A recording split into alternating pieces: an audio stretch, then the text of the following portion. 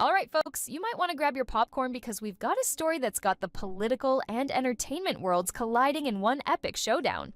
And who's in the middle of all this? None other than Senator John Fetterman, the Democratic powerhouse from Pennsylvania. You might have already heard the whispers, but trust me, this is one of those stories you don't want to miss. Fetterman is actually suing The View host Sunny Hostin and the show's producers. Yes, you heard that right. A full-blown legal battle between a prominent politician and a daytime talk show. This is major news, and it's making waves for a number of reasons. So, what's the deal? Why is this lawsuit such a big deal?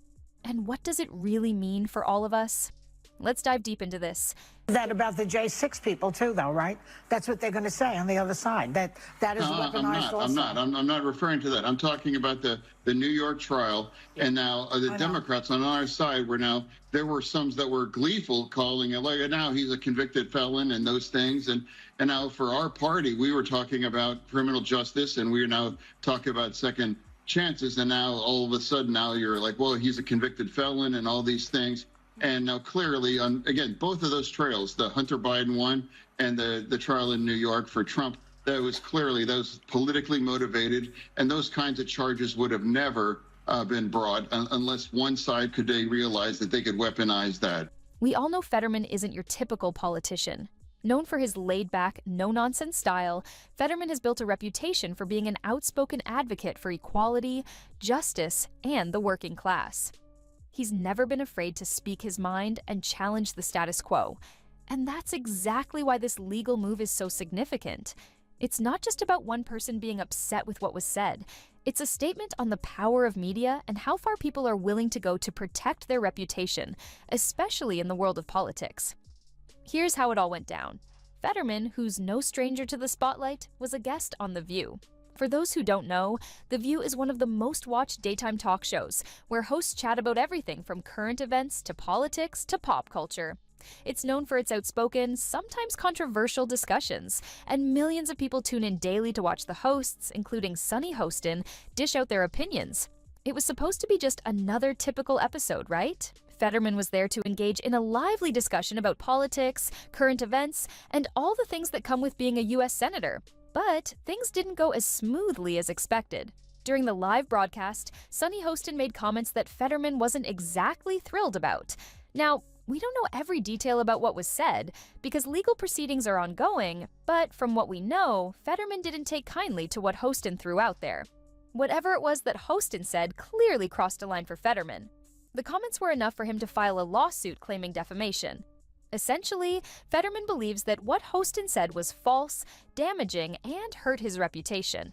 They had a placebo group and they had a vaccine group because they wanted for military readiness to see if the flu shot was prophylactic against coronavirus.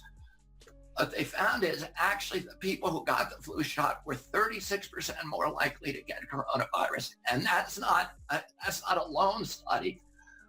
We found 6 other major studies that say the same thing. If you get the flu shot, you're more likely to get coronavirus. Look, all you have to do, Alan, and this is what Cochrane said, is look what's happened to longevity in the elderly since we started mandating the flu shot to elderly people. Those are the people who their life expectancy has dramatically gone down as the flu shot proliferated. And if you see, the people who died during the COVID crisis.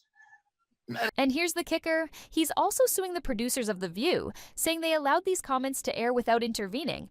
Now, I know what you're probably thinking. Why does this matter to me? Why should I care about a feud between a politician and a talk show host? Well, this situation is more than just a political squabble or a celebrity drama. It raises some serious questions about defamation, media ethics, and the balance between free speech and accountability. We live in an age where media platforms, from news outlets to talk shows, have a massive influence on public perception. What gets said on national television can shape the way people see an issue, a politician, or even an entire movement. And Fetterman isn't the first person to feel the weight of this.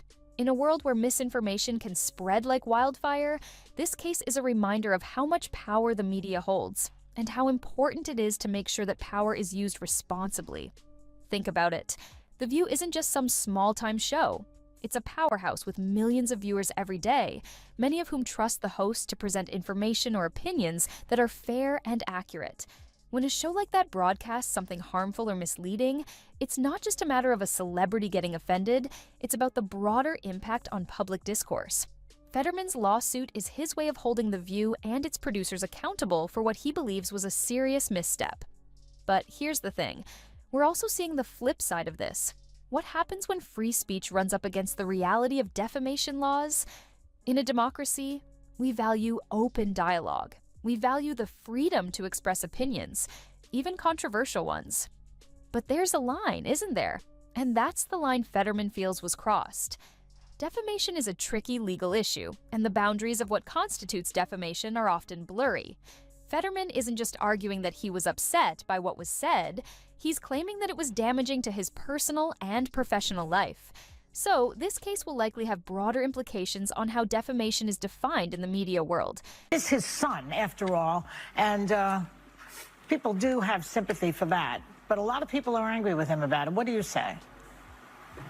Oh, well, I think it's undeniable that the case against Hunter Biden was really politically motivated, but I also think it's true that the trial in New York for Trump that was political as well too. Now it's that, and in both cases, I think a pardon is appropriate, and I really think collectively, America's confidence in these kinds of institutions have been damaged by these kinds of cases, and we cannot allow these kinds of institutions to be weaponized against our political opponents. And it's very clear both trials were politically motivated and weaponized that on the other side. Now, back to Sunny Hostin.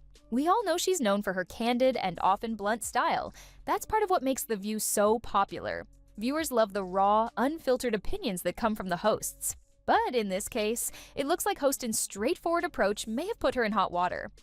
It's one thing to speak your truth, but when you're speaking to millions of people, your words carry a heavy weight.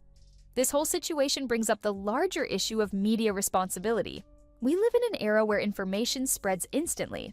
A single tweet, comment, or segment can go viral in minutes. And when those words are damaging or untrue, the consequences can be far-reaching. Fetterman's lawsuit isn't just about his personal reputation. It's about holding media outlets to a higher standard, especially when they're dealing with something as important as public perception and personal dignity. In a new Netflix documentary series about New York Jets quarterback Aaron Rodgers, he said he's heartbroken about friends and family cutting him off for his controversial political views and conspiracy theories. And a lot of Americans can relate to this, especially after this last election. So, do you think it happens everywhere? What I recall about him is when he was asked about the COVID-19 pandemic, during the height of the pandemic, when people had lost loved ones, when people's family members were missing from their Thanksgiving table, like my table, he said, "I'm immunized." And as it turns out, he was not. He had done his own research. He has his Google MD like I do. And I think he said he was allergic to something in the vaccine, but he had COVID and he was in a huddle with his teammates. Yeah. And I think people felt like, wow, you don't care. You're not your brother's keeper. This could really, this could really turn me against football. Morality. Are you telling me that? So here's the big question. Do you think Fetterman is right to take legal action? Or is this a case of a public figure overreacting? Is it fair to hold The View accountable for what happens on their show, or are they just exercising their right to free speech? Whatever side you fall on, one thing is clear. This case is bigger than just a spat between a senator and a talk show host. It's about setting boundaries for how media platforms operate and how far individuals are willing to go to protect their image when it's been tarnished. For Fetterman, this is more than just a lawsuit. It's a statement. It's about protecting the integrity of public discourse and ensuring that media outlets take responsibility for the impact of their words.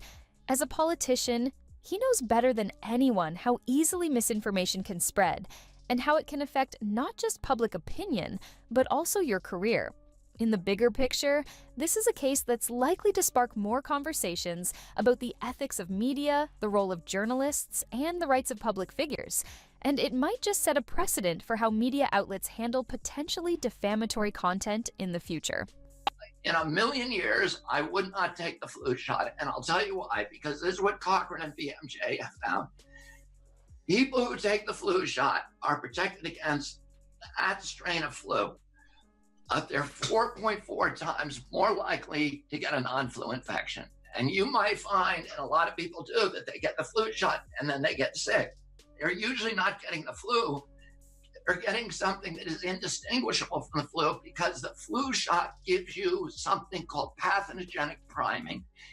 It injures your immune system so that you're more likely to get a non-flu viral upper respiratory infection. In fact, the Pentagon published a story, and you can cite this, it's by Wolfe, W-O-L-F-E, in January of this year, in which they said that the flu shot not only primes you for flu, but it primes you for coronavirus.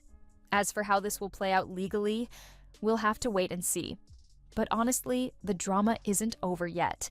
With so many people invested in this legal battle, it's going to be interesting to see what happens next. Could this be a turning point for how media outlets handle sensitive issues? Will Fetterman's case change the way we think about defamation in the age of social media and viral content?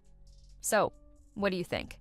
Do you side with Fetterman, or do you think The View was just doing its job and pushing boundaries? Drop your thoughts below. I'd love to hear your take. One thing's for sure, this is one drama-packed story that we'll be following closely, and you can bet we'll be back with all the updates as it unfolds. Stay tuned for more, folks, and catch you in the next one.